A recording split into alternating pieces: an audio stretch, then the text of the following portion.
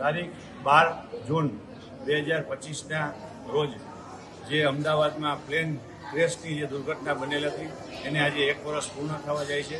જે પ્લેનની અંદર ગુજરાત રાજ્યના પૂર્વ મુખ્યમંત્રી સ્વર્ગસ્થ વિજયભાઈ રૂપાણી તેમજ તેમની સાથે જે લોકો આ દુર્ઘટનામાં મૃત્યુ પામ્યા છે એ દરેક લોકોના આત્માને શાંતિ મળે તેના માટેનો એક નમ્ર પ્રયાસ સમસ્ત જૈન સમાજ જામનગર દ્વારા જામનગર શહેરની અંદર કરવામાં આવ્યો હતો.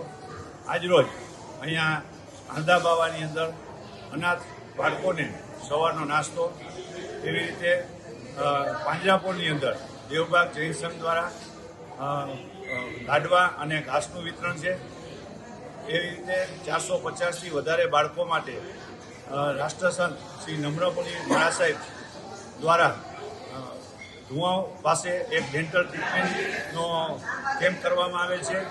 આ ઉપરાંત જામનગરની અંદર જે પાંજરાપોળ આવે છે તે દરેક પાંજરાપોળની અંદર તેમજ લાખાબાવળ, ચાપા બેરાજા એ બધા પાંજરાપોળની અંદર જામનગરની કાંદારવાડી, દેવબાગ જૈન સંઘ, વિશાસીમાળી તપગજ જ્ઞાતિ, વિશાસીમાળી સ્થાનકવાસી ની વાળી એમ દરેક અલગ અલગ દરેક જૈન સંસ્થાઓ દ્વારા કોઈને કોઈ સેવાકીય પ્રવૃત્તિ આજરોજ કરવામાં આવેલ છે.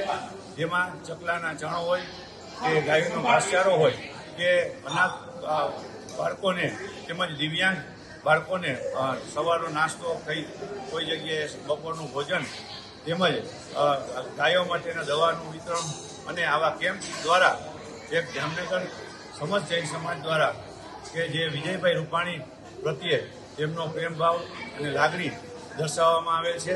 અને આ જે વિજયભાઈની સાથે જેટલા પણ દિવંગતો આ અકસ્માતની અંદર મૃત્યુ પામ્યા છે તે દરેક દિવંગતોના આત્માને શાંતિ મળે તેના માટેનો એક નમ્ર પ્રયાસ જામનગર સમસ્ત જૈન સમાજ દ્વારા કરવામાં આવેલ છે.